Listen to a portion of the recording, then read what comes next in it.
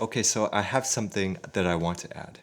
I was reading last night before going to bed. I was tired, I was exhausted. I was reading a book about stories and how stories help people remember things, basically. People remember and understand things. And in the story, it presented a experiment by some German. It was some German experiment where they had a story and you were supposed to remember the details. Now, here's the cool thing, I have not read that story today. Since last night, I have not looked at it. And so I'm going to present to you, I'm going to tell you it one way. I'm going to ask you to remember it. Then I'm going to tell you another way. So here's the story. Two legs sit on three legs, eating one leg.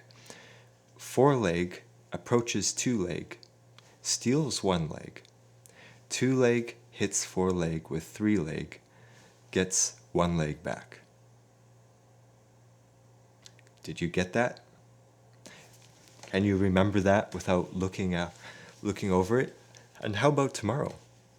If you go to sleep right now, or end of the day, whatever time it is you're watching this, can you recall what I just said the next day?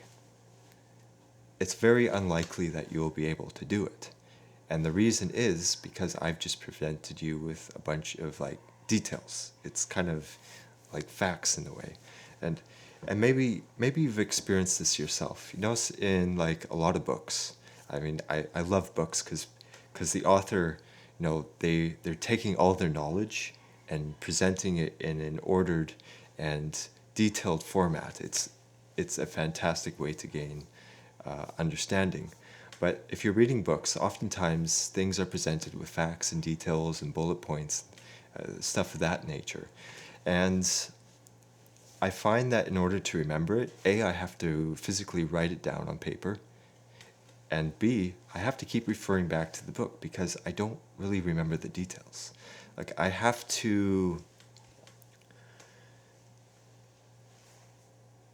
keep thinking about it and reminding myself because I remember the way I felt when I read it.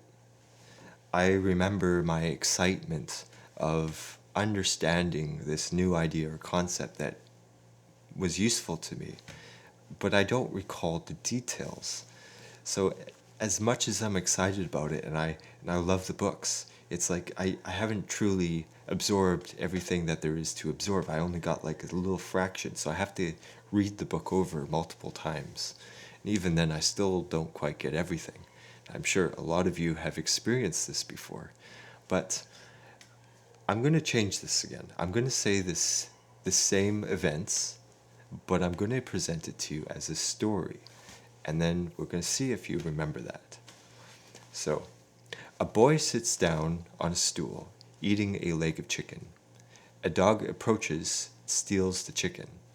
The boy hits the dog with the stool, gets his chicken leg back. What just happened? You probably understood that pretty well. You might even be upset about the boy for hitting a dog. But the point is that you remember it. If you were not to go back and listen to this again, if you go to sleep tonight and get up the next day, could you recall that story? Try it. I'm guessing yet you probably could. The story about a boy, a stool, and his chicken, and a dog who tries to steal it. And it was just a great explanation or a demonstration of something that makes storytelling so powerful. Because, if you're a student, for example, a story does not come across as being a lecture. A lecture comes with certain connotations with it, like the challenge of doing it, the difficulty involved, the time, effort it takes. But a story allows people to relax. It's usually entertaining, it's interesting. They don't have these guards up about what it is, or they're not taking it so seriously that it becomes something unnecessarily challenging. Likewise, if you like watching YouTube or something and then like an advertisement pops up, chances are you're going to skip that. Like I do it all the time. Like you're watching a video and then the presenter, whoever is the host of that show, has like this sponsored section. It's like, no, meet our sponsors and blah blah blah blah blah, and they give you all these details and facts and stuff. What do? Skip. Really, just I jump ahead and avoid it altogether. It's not valuable to me. It screams that you're just trying to sell me something. People typically don't want to be sold to. Really, most of the time that's the case. You don't want to be sold to. But if you have something interesting, a story to tell, not only is it much more relaxing to listen to, much more interesting, but it also reframes the problem. It takes the frame from being like, this is a thing, I want you to buy it, here are reasons to buy it, to being like, oh, like here's someone's journey, I understand the value, like I can see how it changed someone else and helped them out.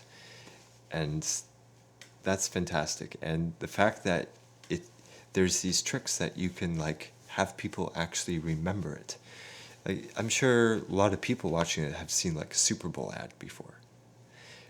Super Bowls, they go out of their way to try and be really creative, like to make something up that you're going to remember, and ultimately, sell something to you. And I think those ads are usually more effective than other ads, simply because they are going out of their way to try and tell a story. Now, whether or not they succeed all the time, you never know, because it depends on how they've done it.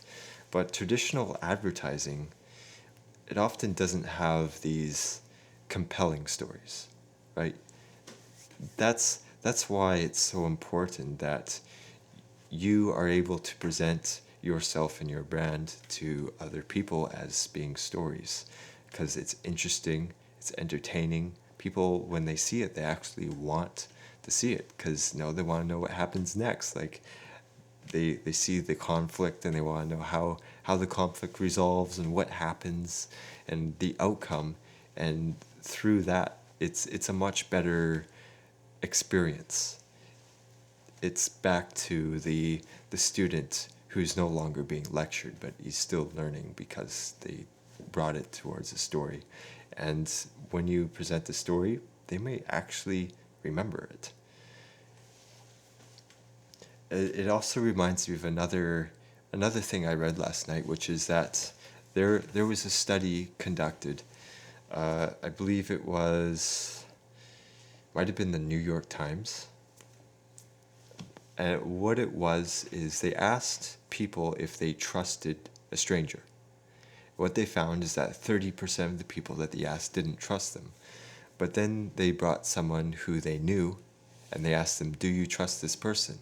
And the difference was that 70% of the people they knew, they trusted. And so the question is, how do you get trust?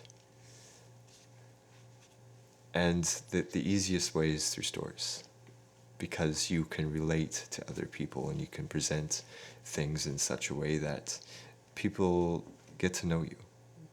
Like, your story is so important. It really is super valuable.